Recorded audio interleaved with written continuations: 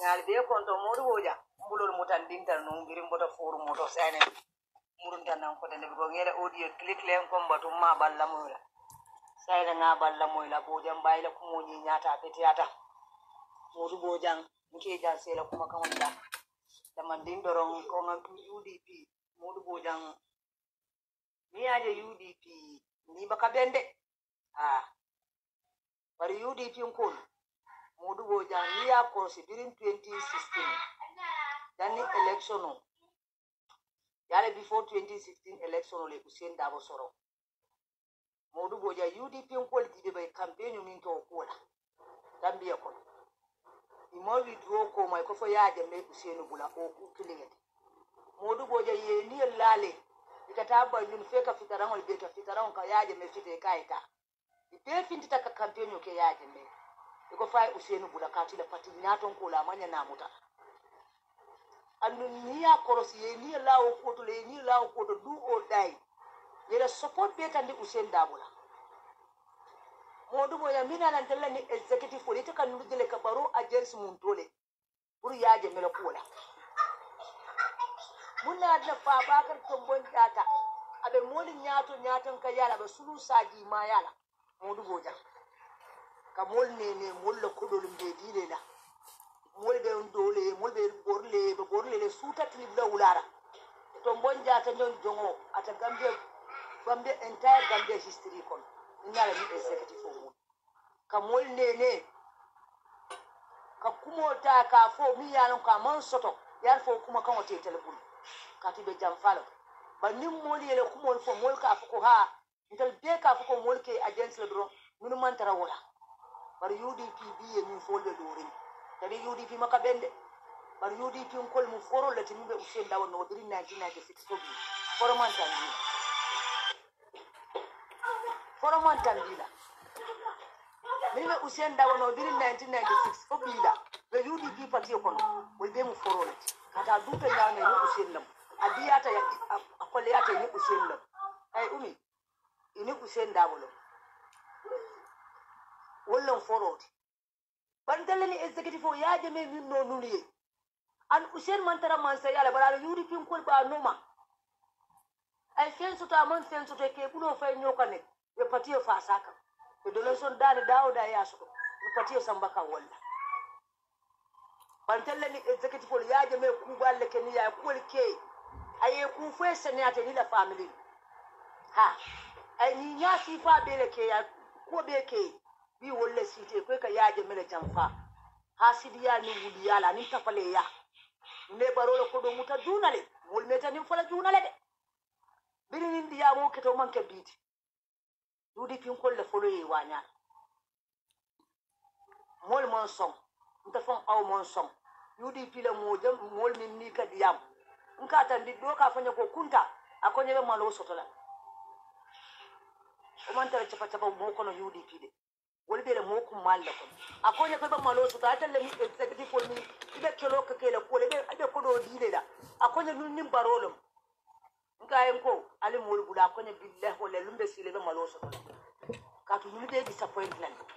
yal disappointment fa parite man la fali yalon ndelle be farin state house yenna ke baba dawda ban na mol bi jeli min ngani le benka momo dunte ben kalon mo be fintilan kalon bi wol be kere mol bula to UDP neta baro agency la lani bi iko du o dayla barbe baro agency la andu ninam to nyaati nina opposition yaati idin do baro botere man sakunda ko ni naman di ay Hussein Bay because of Senegal fana mala fi Hussein Dabola because mina keta nim biriji ko min lota translate fo Gambia ako Gambia nyaadi fa Senegambia fo Senegambia biriji yaaje me biriji kuto min lo dala te atola Senegambia biriji Hussein Dabo fo mon so wala kadu dewra mon so aussi fa la Sénégalais bulu ani sirifu di bawul be o agency yaaje me mon so atanata ta din kurwa ka fa bota Sénégal anata Gambia wa ni executive fo nyaay barola timbali ya be UDP e femo fo barola ko ani ndade UDP makabende ndaka fo le majority model ni be tribalist la nga konfon mo be na kuma kan boy bal billah wala UDP fen fen agence baro la kudo amu to nyal man fan yala ka adam baro mo kurwal tide ni ya Gambie le kana manke politique fond ay Gambie no vitrele ay ni ka ndi Sénégal ni ay Sénégal sojoro ka Gambie no tay ke ni pa Gambie kono ke bun kidola akona to winta campaign ta kala Gambia be Sénégal sojoro le bondi Sénégal ina Gambie mara ni executive fol nyaay wol jey bari ni banku di jawol leti tente kodo min muta ye kodo muta baro bul sai mo lidrono yalon ko min be mana kan mol ka min be fo ka min be sawun ka ko to nyante be bul yal fola bi wala nata ke to nyaade yudi fin ko le ni la Usain Dabo yel ko yaaje me ko du o daylo bari be Usain bulalan ikata bandum be ka gele ye kirai ko aya bula ande pati lidalam ay kuriya ka wa man kuriya ka mi min ke wa dun ta ko kono ya kan ya je melo kon tan mo mai bari iba bulala ni la ya je be siri di tore dina sanjulu ba ba kala ni effort la tawa pour ya je mesina anala ni esiti ni nga fo ta jono ni sindi mo sambala su ko aba dia mala dia ba ni anyaba je bola adaba je bola abaka la ndiba ka mi ko don no aka tete ataya kodo muta barobo sidin jawal ka kodo pasi nunu yemira nulla yemire le ni executive for ya min no nume nunu ko ka lo kan talla bi duniya la nunu ke ko la bi duniya la mo ngam la nulla ko dimin na min ben kono ay ki kuri su hormo de molli kala o sa te de mol bunat wandi musol no mala ye gambe ke bula furmo fa bakar nyawo jeli kata kanilla ka ya al bagasul de yor nanji isede ko dende kata kanilla ka kamera samba ka fenke isede ko be yaje mala fasa kan be denderin kuma be deri ka fu mole ko ali bula baro min diya ta ya ke ya fe kudul le muta baro go ina ta le ko yesidore kon kata ribal nim mo kidin kon kata lari de ko alin ta 25 bitarari le jana le bufazon alinga tarari le jana abuko alinga tarari le jana ikakete mol be kodo lala direct sporo wonta do yada mo be ka kodo lala ka fo ka fuka kodo bonde ka fu jamal kala direct sporo forum jamal ka kodo dila an mi be gambe fanan ka fole de ke bulo fay nyokan asobil be sano asobi kodo dele biri ya bota banko kan fo bi rari jelle soto mitin jelle soto APRC le kul mi yan ko asobil ka sanji ya kodo be kawo ndena mamu ko fa ba kare nin ko din dangam la bondi ako APRC ndena mamu ni nakata fanande mamu ka APRC donati nin ko di bal ndena mamu mulla ke ko do ni kan ka diyala because of president Jamel ko ani ya aya karfa patire minna ko ani gambe din kende ani APRC din kende se mo fen bote yata gambe APRC lake wallahi billahi to bonjate mon le kodo be fo wonna yanal ni executive biti mole na moli jamfa ye moli bitre mol ka lo ko mol kana diam ali fenke ke bale ma fa ba ka criminal wulo tapale sungo APRC tapale ya mol suna ay mol na fulo sunya ye mol fo wonna ye mol din jawalla mi yal ko yaji men account be firis yala na fulo be kasara gambe kon yala dafo be kasara yala moto kendo be sunya yala kordal be kasara ya criminal ngol dunde gambia ya sungol dunta gambia mo faral dunta gambia magic sianol dunta gambia min yan ko sacrifice mollo fa bakar nyabola fa bakar yala ko marsibe kole yarin aka ko di min muta barobu fa bakar min yaji men min kenuni akaka gambia no le bitre no le APRC bitre gambia bitre pour munna hasidi yanin kuryanin timbaliya nuni yala no gambe no bebe sofarin ibadi mo be sofarin fo be sofarin katele musol kata marcel tol ibadi mo kata marcel ka min goni ma so ngale tol yala bar ala jawul kila jawul annabi jawul modugo ya ngam yedi nodi ala billahi walla talan ko nuni yaaje me win oto ala mu fulalati kilin tangati because man sakalla la fa qur'anu kon abaka dulo dunga ka jole ni nya saramu ni nyati aje me yakata nuye aya kata ya ye pufe senya de ni la family eti ya sidi mo fonna ta na kata ye nge fasa nge muta ni na lo ki kan telle jam fa duniya be nyal kalo ka fonye ko kai to sai na fonga fara fa bakar la kanin bonda la kaka mulla hadani fa bakar nyon jongo fa bakar patante APRC ta batante de patiyo karafala ngeli ya muto kanola ka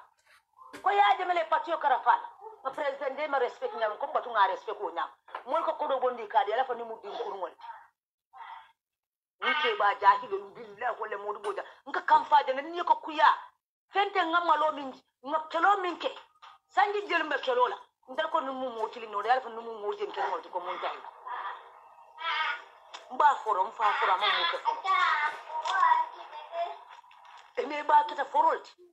me wuliyal min bela eme ba kan bi wala nata ko eme ba lota ko ndal mo ya support fente kamfa nin Kenya mi yake o kello e discretion o eme ba nata ko tinta murda yaka na man ke mo kende jata murda yaka fente ay kelo min ni executive wala karo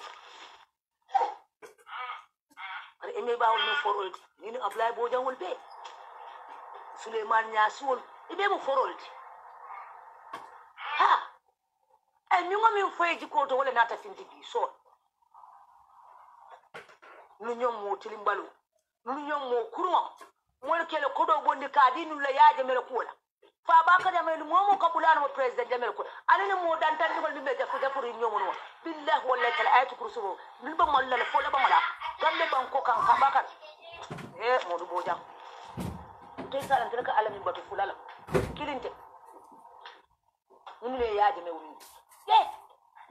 ntele ni ko asa tonya ndel ko tonya mbelori wala ke asa biko to babel man sala ko ya ko min be tapale ya nen criminal ya kamol ni ko ya UDP ya katale UDP Usain Dabo defende bir 1996 ye ni la ani man ke man satinu bari ye ni la ko kabula 26 bir ya di ya ni ya la mutanyawo nya UDP ye ni la Usain defend ya defend fo mbabi muntu anin adam baro matuna ya bay nyaaw na la ta baro goto UDP le ko nyale biya ta man sayat ala ta ko la UDP lo ha walla alo ndi flag bere ya ay wali jam fadam da sa APRC tudi nimba anyandi yaji me fe ninde yaji me kuma kende ko ani Usain Dabo ko la ko yaji me min kenin banko kan ka mo yar mitin de mal Usain Dabo ko la ko birim bota prison kono akoy yan fota yaaya la ko ko kendal para ubi ko jama bote je para ya kuma ni mal fulal mitin jama be nke la moy anana mol fon kala kuma ni ma fon e ga fala yaji me min ke jay min ke ja baro ne ta fola baro ta fola la mol ta fola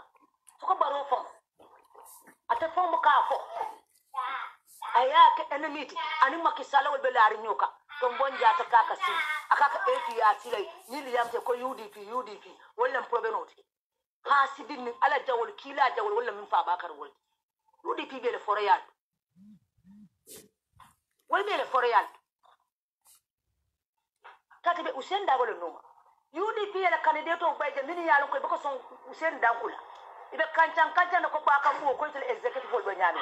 wota me ko baro e mbulo ko dina ko do dina biri Usain Dabo ko ta ye bo se o be le bay ala parliament ko ande bira ye bay UDP ka increase kule ka increase le manta duma de la fa kutal MPP din jelle be campagne right now ida malbe nyokelo minna ani ni mo gurumo mi ye samba foni kansa patale foni ni hanma dum be boto foni ko foni ni mo si falso kata mo kuma ndi dawda kata bosol samba dawda ka mo pikin dulal kati sato di mo la nin ko do ali bulan no don ko do ngata krato jinin gambe no be campagne mul kam nun ta fello na fo pulo fenko elo carte box elo baro ba wollo na wolto ko gambe non la barakata bana faabiti banku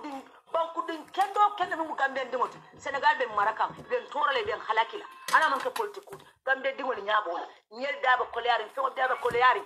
Senegal el min diate ko kan na banko ka le sojaro ni ibe ku timbalol ke kan na banko ka ani Senegal din kendo be ko confident kan ko minana gambe sonta ni manya gambe dimol be halako min kono mo fa nyaajawo kamol fayla bumol kono kamol sacrifice kamol la bumol tay kamol la kodal tay kamol la motol tinyang kele motol sunya kam halma dum fa sunya gambia kuta kere min kuri amen bebe kere gambia ko drok mun ko be siara gambia sira fengo siara gambia ko rangrat siata chago siata gambia tilimalia bebe kere banko bebe norala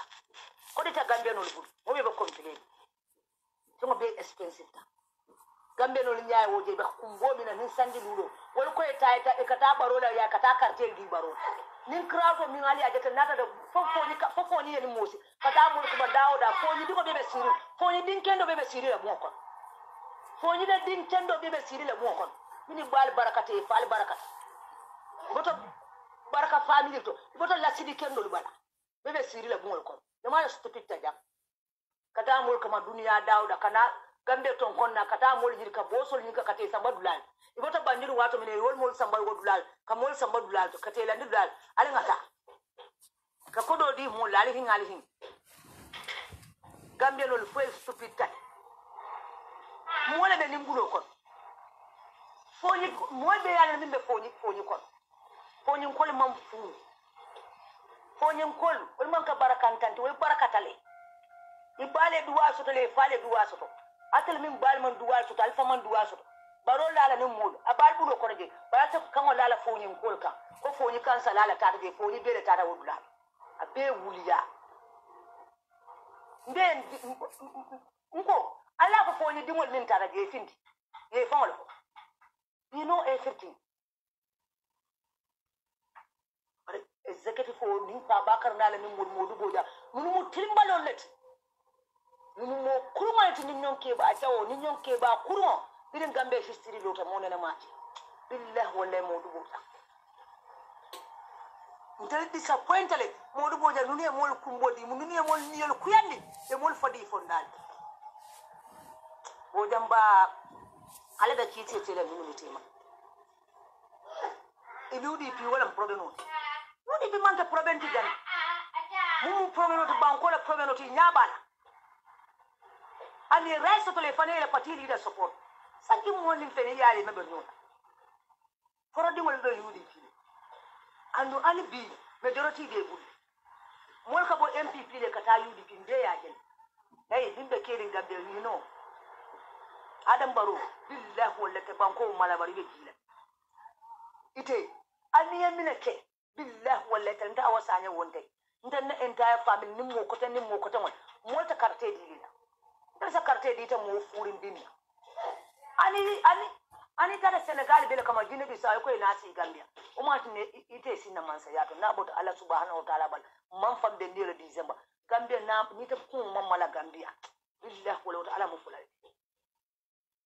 ani Senegal bele kili da sojarul be ina si ye kanta Gambia bari be jila na mulla man sa siranka ko si man ke man sa kilindi mo su nyaaru man salamiti criminal man salamiti sacrifice man salamiti ala mesindi setanul lesindi ala jawul kila jawul annabi jawul babakar kete din kurmoti din jawoti inalde kanta ay guliyafo mode ay guliyafo ninke bato ka guliyafo ka kali APRC dimodi kada bala foryato ka guliyafo ka kodo muta yaaje le jawul bul kaka yaare jafa mo anyan dimol mo grochu dimol ala jawul kila jawul APRC dim foro bebe tenkun alim be munya yaje me am ko yaje jere ndi sañe fo jana sañe ya fa naka wolam lamen jelam jebe faare tek mole itu no man start follow mol be le foro yatole ha mol be le foro yatole foro be tule le foro yatole babil mansa ntal natelam modu bojang nakumo jam fata o jamba jam fata alhamdulillahi rabbil alamin alhamdulillahi rabbil alamin alhamdulillahi rabbil alamin a'udhu billahi minash shaitanir rajim bismillahir rahmanir rahim assalamu alaikum APRC ntelemo the first deputy party leader Usman Rambo Jato Jata aliyallo mun nadaron kana ka bale nyoto ka senen dale mun bakeri ngalon aliyal no ko tapale ko nim fania ko ndatije especially kalni ne parce que alba jekirin tollella mbokko kuto enta kala kulti mum yanka batilinde andun aba kala kafanan kulati mu yalon ko aba patio na fala anin Gambia at large ni wato ko no dia masol ko masta ko tanke mbe nga kala mata nyami mol dol ba fala APRC farata fulalti mbade ngolu mba fulala ko APRC kilna ba kering National Executive Committee kilna ba kering mi yalam ko the right honorable Fabakar Tombong ki kendo jato jata wala a National Executive nyaton kaya nteba no kan kata borikoli meyo koli dudu jawulu honorable amul nyasi anin ntebe fula no pasi non tembita audio jam fanlal to nyalo mkono sai sai dol bijel National Executive mun farasa imofula bada alhamdulillah ila farason kono wo mun to le kairo ti paski yan tardendile ala wulan na man ninkol ko alama ntankala jawumbe sinkoto e malong wala garawta jawum ya long ina ka nyonya ko no long alhamdulillah ila bo National Executive kona kata nya kairo is a blessing in disguise to wala ka fole is a blessing in disguise alhamdulillah rabbil alamin iko itul mansong any coalition with NPP la ni yenyi nke dalilu ka mun doron fe wolum malla barola wolum inte ko iko malla barola ila opinion nga respect parce que mola opinion asa stupid nyawnya ika respect le mola opinion asa senseless nyawnya ika respect le yani ka compare mola miral nyaro imankeling bari mu yente jakale akuo kono bake ite malla barola bari ye barola sukul boto ta ya waf ya ko do kele ci fokon ye barola banasal le yamu ta ya fa idil dimbayal ya dom still na wito koy malla o marila mo la nga je cross kude nyin ketal de akatam kono le ma foko wole andomo ni wo sukul boto sango ka ko do kele ci fokon wala ni ta baro support la hani bare ni koy fata chalola fa chalo na jiobela bari ta fala chalo la e chalo tabi jom ne ka hereb fo ke no suruntu o man correct but anyway wo ma do man dimolti National Executive of the APRC na fo na interview tole mbina senka na ko tenka ko ntol dun to kuto President Yahya Jammeh Babili Mansa aka kala mutale ntolu buka singa ku kem fonga ye nama bo nyoto nyisa mo kabra kumasta nadia mo kumasle in regards to partila funding pour ngatanda mangalo election auto alila moyde bimba be senan laliyele nyim audio to nyim manke interview tide nyim audio because ngajele ko wato sitale pour nga senan daliye sai nga situal fong bulu parce que iko isa suo samba bada jidala bari ka suo forcelo no ayemi namam pare kemi wo musu la problem molti nkaye ko ndunta election iyal kono andu mbala fel kalon fongi adiamo metade ay munen fonye alalla konko binde ngana konko binde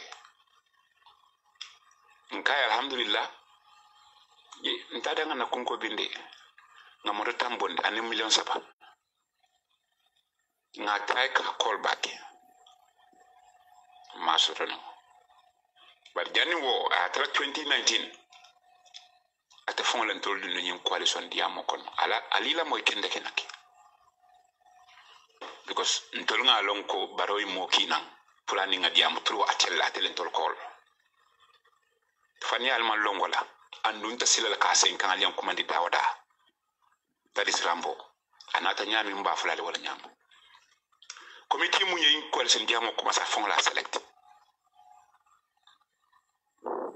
afon le mol tombong mun nimbaro la mol basila ka diamo follow na motol la ko la den this coalition isu so nimbi mol ka si fon e gambe jang e ka foko president Jammeh manyen kala mata al tali sal jomota ali al kam flo sal tubi sai ali kaske junu bodor na safali billahi wallahi talla ngan kala la nyin sutola nyin tan long sutola nyin naketa nyin coalition of president jamea kala motale and he is in with it abijele d'accord talale mul mun fanan kasi ikafoko president jamenta audio bolla ay ko senan awuna senandil president jame bina ba mun senandil wato mun na kulatan kanjang albuka funya ko alafu president jame na funda senandi yajel ngajel ko modolo wala fta mol nyaala dun la president jamela nyim banko kan mbi ngal ko kemu hanyo mandia ya bati non sense abuko ta but because of more than la bal koma especially in the diaspora modol bijeo wala banyi fitno be koma because italia believe la ko ntol nyanta lola mfongole la pour ngetol ke flag gerati la budu mata budu rata kala it's not gonna happen nta mekla non fongoy ni luta amam possible janin to mbani coalition ko tala seriously dunta national executive la ngako kesen kendeke alkanum forinda bela niamo ya belong ya bela foye alkanum forinda bela sign bari alga nyato bandi tumando bato abiba folale abiba senalale kununga kalamuta ko eme ba modu aluba fake general o mun nena impasse ke jan 2018 iko wolle mitino kumandi kerendi sanya ya ilamen ye mol kumandi ye muna foye iko yal ni danko president jamela bina telephone call kela na mitindula alila moyde ye nying impressional di molla billahi wallahi tallahi dolu wolko president jamme audio dada ko adata coalition te bina audio le plela nyinne jerende na korda fandi molla la moir la siato lato fo nyinu kamum fo wolom to nyati bang o fo fanialom ko president jamme ka data yin coalition auto bale alhamdulillah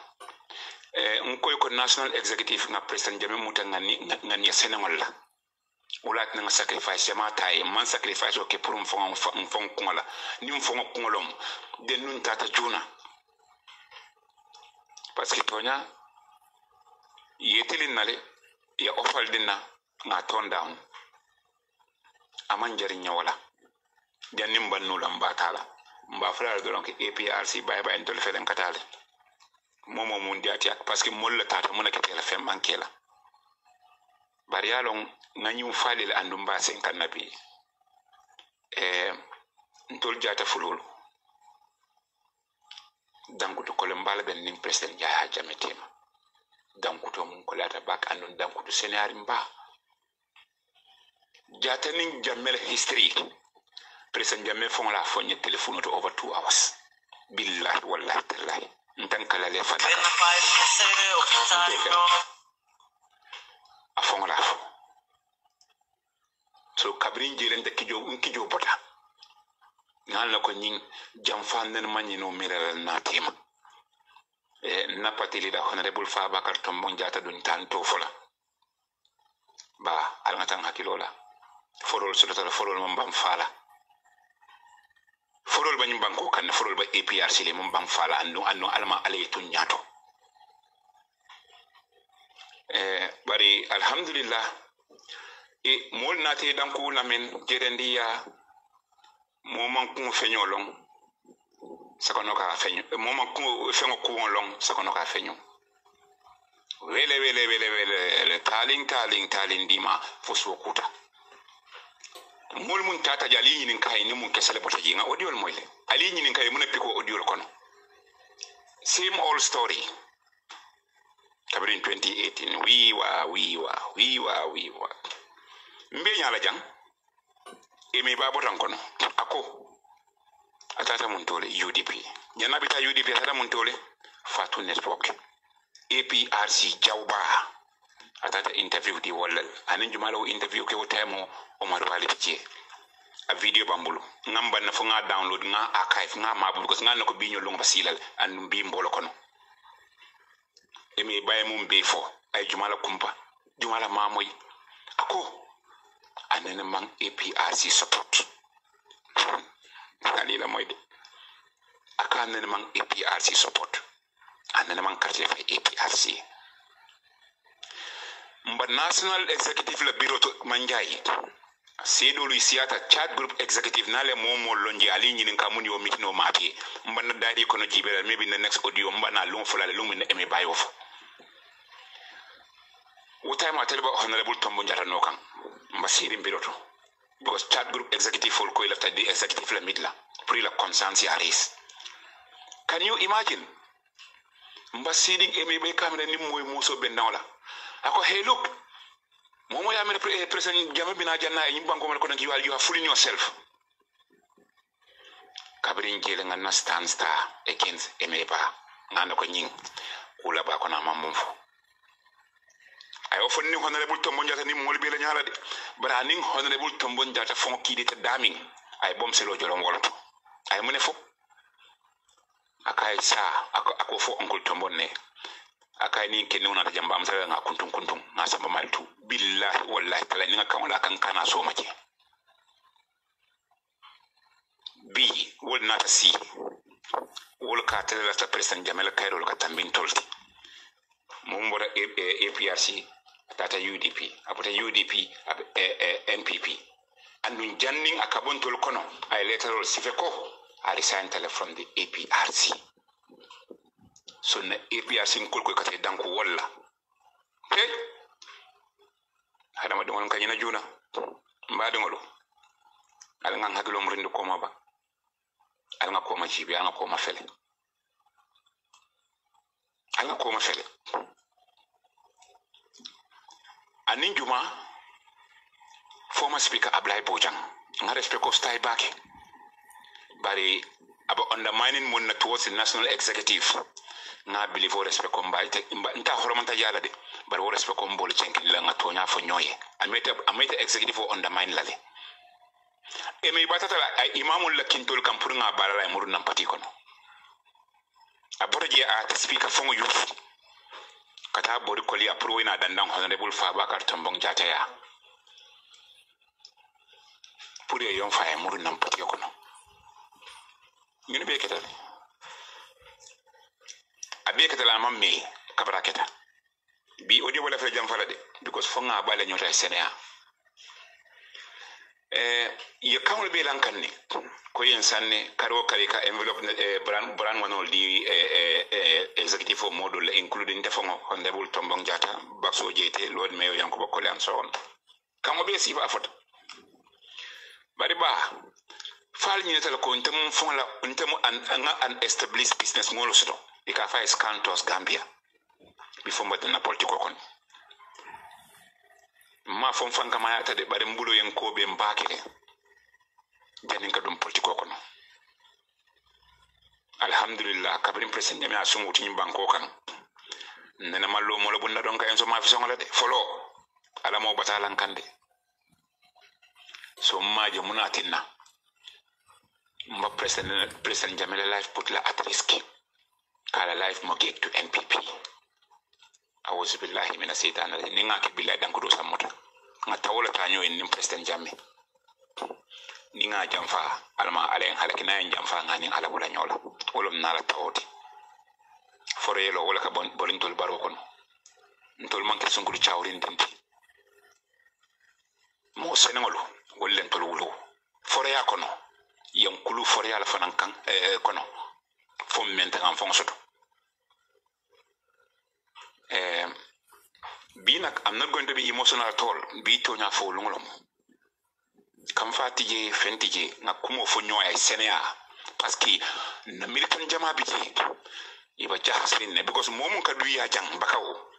kanyin na APRC ko le kanyin ka ni nga boy nyota billahi wala en smile la ka fontina bunkon because e ko ma understand and wosiata o manke bakawo dorandi wosiata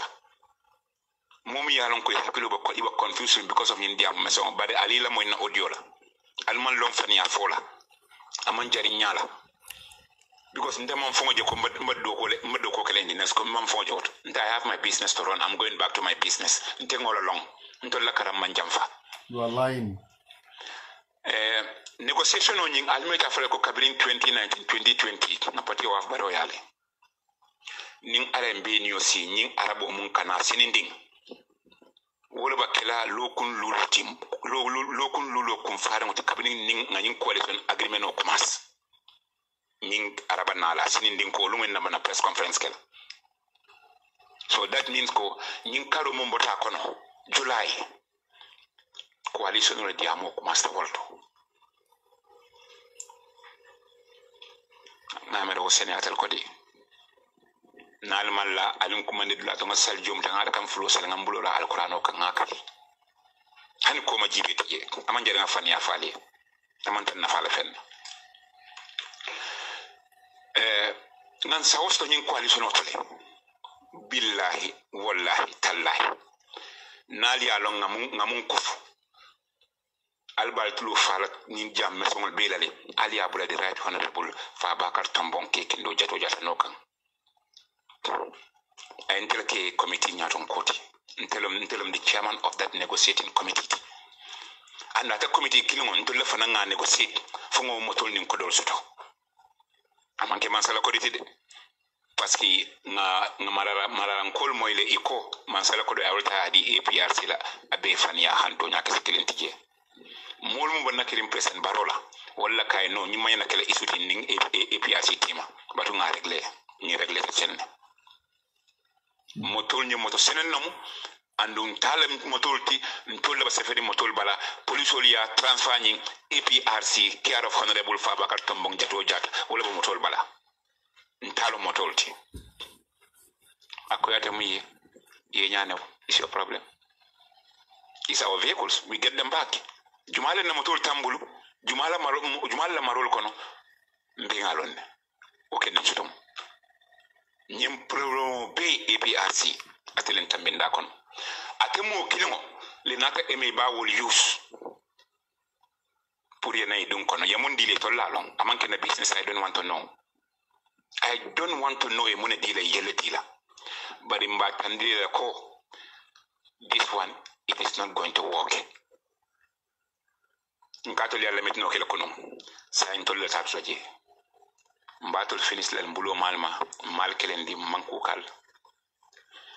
because atol bi allu atol nyatum kolmbo committee o afengo kono moti je muyan ka tele genminta honorable Fabakary Tombong keke ndo jato jatati atije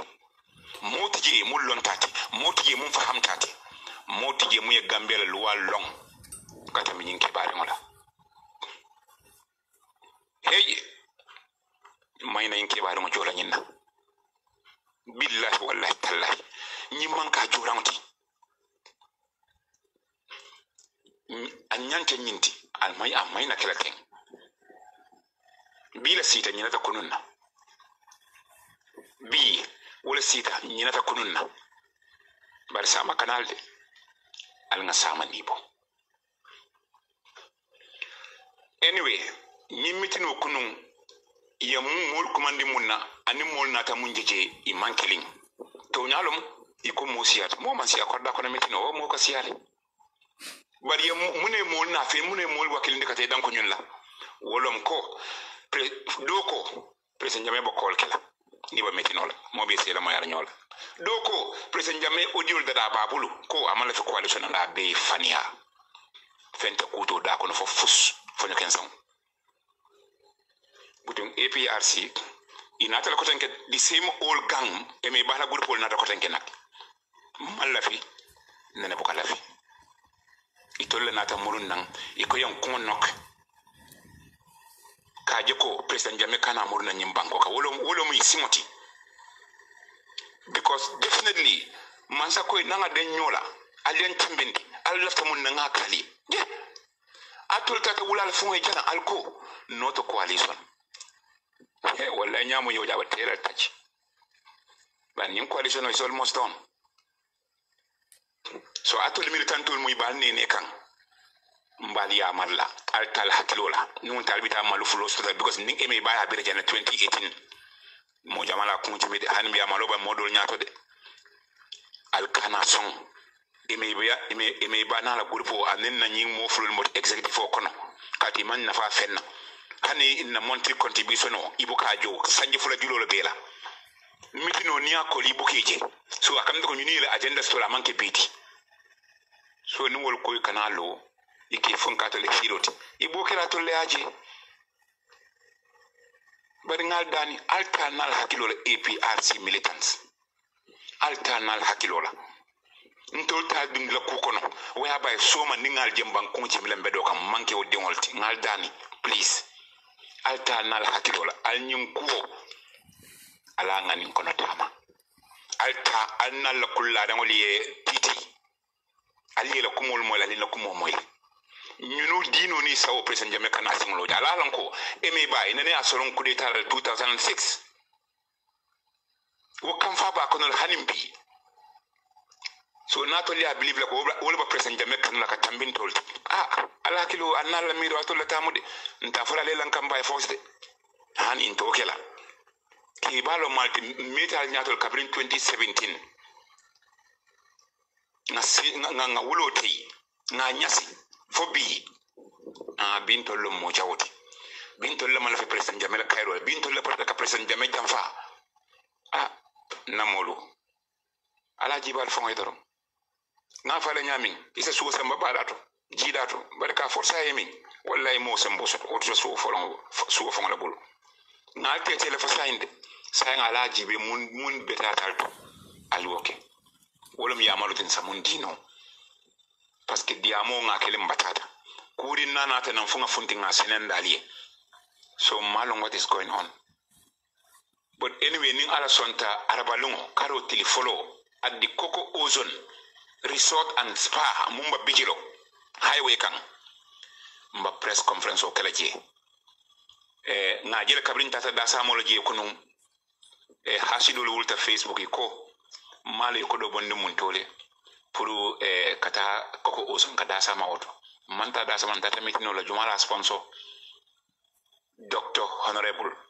Fatoumata Diakhompa Passise wolo da sama sponsor na bale diboto nga firinga le jandi bina kuma do fula le wofananto araba longo ning ale mbi ñu si ata di same iron lady ako definitely na ko inda tamile pour la press conference ke bureau ako lo tapati yo bul ako do tan tol bul pour ka taw la sifato Honorable FGC wolen tol bantu iko samodu naye bambo wala isimo buka bankoma al nga ñoo korosopla mumba patio na fala al nga focus wakan ntol ka balula before politics bari ba kumo sifa be dunal kono yalla ko dol dom akada tenna funta tenne modol ko nkata coalition wala nga lom fongoy bari nga faali le sul ka jelle la pour nga lom fongoy aman tambide na ko do al sadina no even yin suto o soma janni arabo kan billahi wallahi tallahi ma fala president baro yanko mbalola mfongale bari ko noto coalition bari to man na fenfeno nan nsamu mutano ala ci betro ni ko man la finyina o te defna de yinta na la fenna fele mum fitaran tolun nga munta bani yenyi ni ka momo man la barola yes that is your opinion and it's your right but ita mun ko fu jumal la tetela dunya bolo nyama ita man la do fana man letela dol ko ani UDP ay mun kela fonto lam UDP is it our business ani UDP la business man kan to la business today ay UDP jam fala yes mun ka dafa UDP jam fala man ji alta je fana fala al nga je fana koros bari nta sa mun tandalla as the first deputy party leader of the APRC ntol nana nimbaro kabringa indi amol kuma nina mam femfa yamul lahido tinya flo billahi wallahi talla nyinam tonyati so UDP la kelon kana otanga ntol ko mbakele UDP muneke bari yaron I don't want to be emotional but I want to know audio kan labide bari bi manna wala because lafta nyina la fana UDP yambula mantorol mon ko 2017 2018 janni ke lo ken den stongo bonda noto ali neta wala de especially mun to foni especially phone ni ay ntolunga na life la on the line because of the way ya commence ka phone treat nyami ngalo ko is very wrong billahi wallahi tala nyina ben tol bulno ngo phone ko fa da mi ba fala wolto bari amanjere ngam fo beto bari annal hakilo kitiko 2017 2018 na collateral no anun tolla bolo ngal tolla ka funtale no nakida ka fole al executive for call billahi wallahi walam tonyati ko ke ka fole executive for munef bari bi nga fundin ka fo president jamme funda diam billahi wallahi talla president jamme man ta funda handla to ka diam a single audio amanta bundla alta mol nya bindan tolla mo na kibala nta sonnala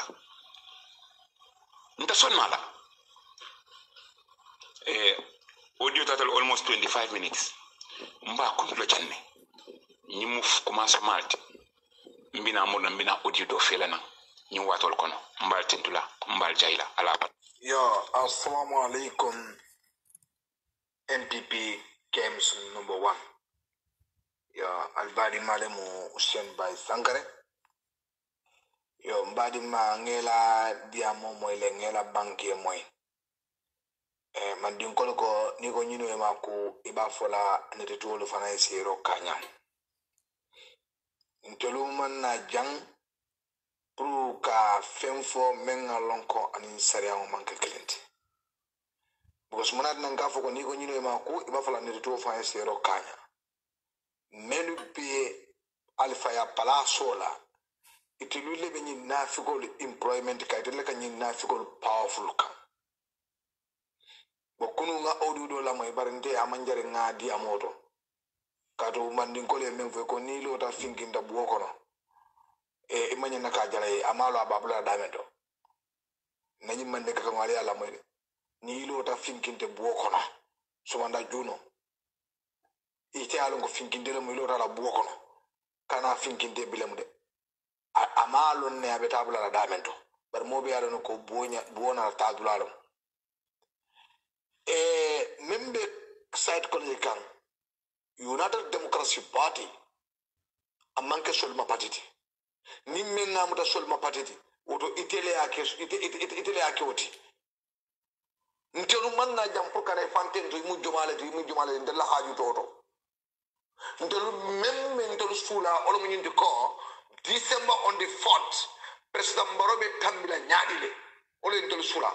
ntelu manna jam kuma ba fo la jang ndol man na jang talabu kuma la jang ndol man na jang nafi kuma la jang ndol nata menna wala ñu ko munne de person bro tambinda December on the 4th the simple ida ka kuma ngol membe fo kuma kalanta ngol membe fo UDP bi ni aje tibe so kon kan Gambia kono ala ni United Democracy Party you understand and me proud la wala bi me proud la sama na men tora adu omida hajole bari niaje gambe freedom soto UDP dam kuya keta janjango keta bari ni mo me ikan nafiko moyle ko ha ali do ko men ke UDP almanya na ko foja kabrum dal be selo te ka o be min tole o mo nyimba ko o mo be jeno la kalilay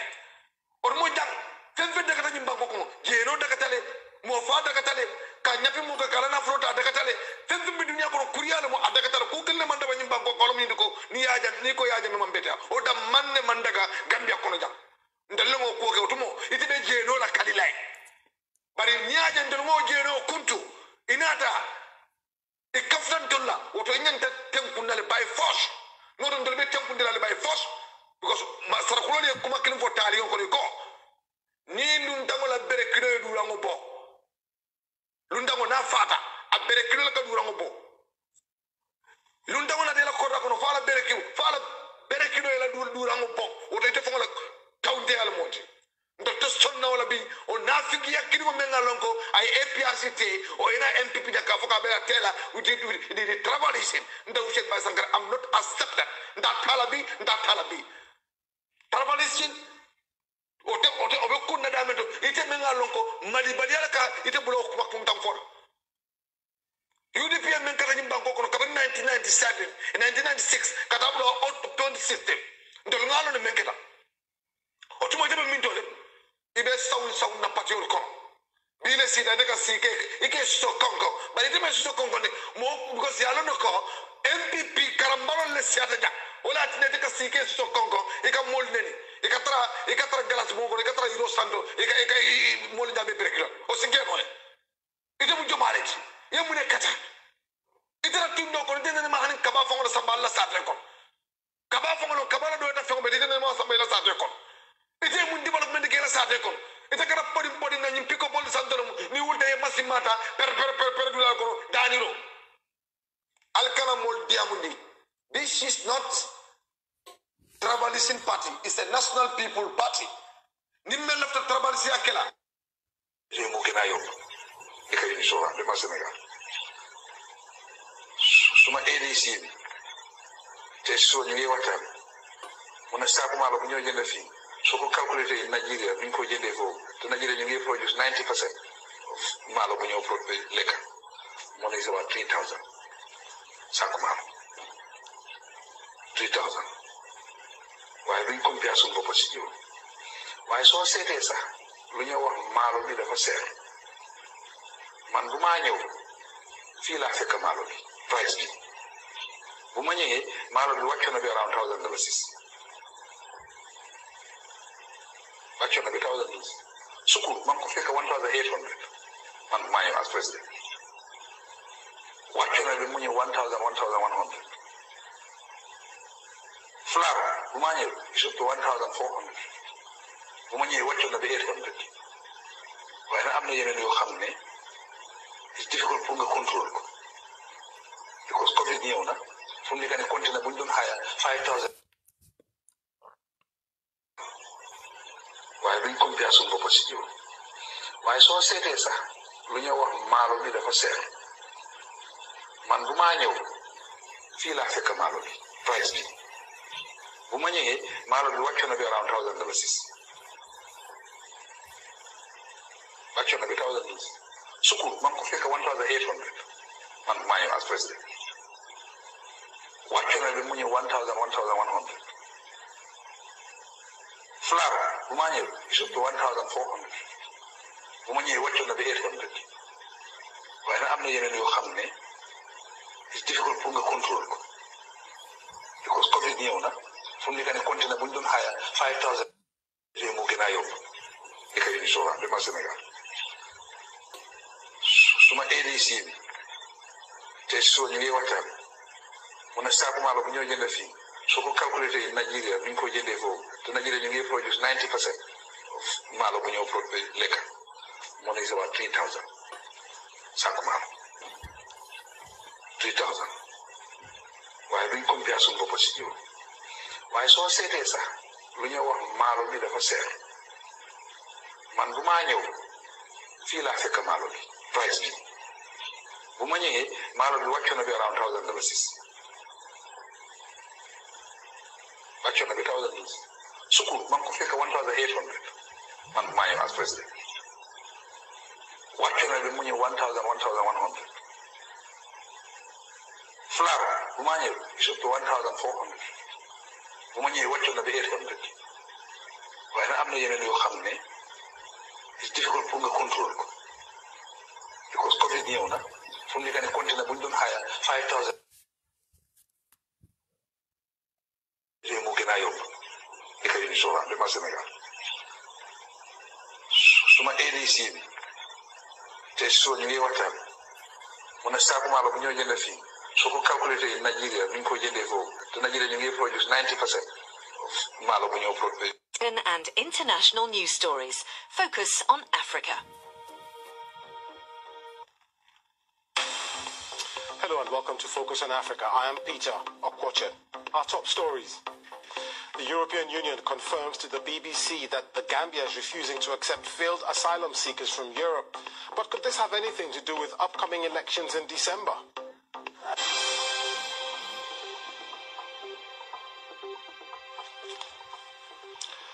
Thanks for joining us here on Focus on Africa from BBC World News. The Gambian government has formally blocked flights returning migrants deported from the European Union. Officials say that the country cannot reintegrate them. The decision was announced as Germany was preparing to expel a number of Gambians. An estimated 118 Gambians live abroad, according to the International Organization for Migration, and they send home remittances worth over 20% of the country's GDP. European governments have previously complained that the Gambia has never fully cooperated on returns. Our correspondent Omar Wali sent this report from the Gambian capital, Banjul. Authorities in the Gambia have announced a new policy refusing to accept deportees from European Union countries, particularly Germany. These migrants left this country, risking the perils of sea and sand in search of greener pastures in European Union countries. But most of them has exhausted their asylum claims. At the moment, over 2,000 Gambians are waiting for deportation in Germany. The migrants contribute 20% of the Gambia's GDP. But the question that many people are asking, why now? This government has accepted deportees in 2019 and 2020, and even March this year, some Gambians were deported from Germany. Observers said Gambia's refusal to accept the deportees has a political connotation. In 3 months' time, Gambians will go to polls to elect a new president. If the president accepts the deportees, it will be a political suicide. It means that the deportees, their families, and would-be migrants will not vote for him in the election. But saying no to the Germans will boost his political popularity ahead of the presidential election. But the question that many people are asking, can a nation say no to its citizens? Omar Wali there. Well, in a telephone conversation with Ambassador Corrado Pampaloni, the head of the EU delegation to the Gambia just before we came on air, he confirmed that the Gambian government has indeed refused to accept any returning migrants. He went on to say that he didn't know when this decision would be reversed. On their part, the Gambian government spokesperson had agreed to speak to us on this program, but then pulled out just before we came on air. But let's talk now to Yaya Sonko. He's a Gambian refugee activist based in Germany. He joins us from Hemmingen in the Lower Saxony region. First of all, why do you think the Gambian government has taken this decision? Like your reporter in the Gambia, Omar Wali, said, this Gambia government decision is politically motivated. In 100 days' time, Gambians will head to polls. Means the incumbent president, Adama Barrow, needs the support of the general public. In this, because of the support he needed from the general public in the Gambia,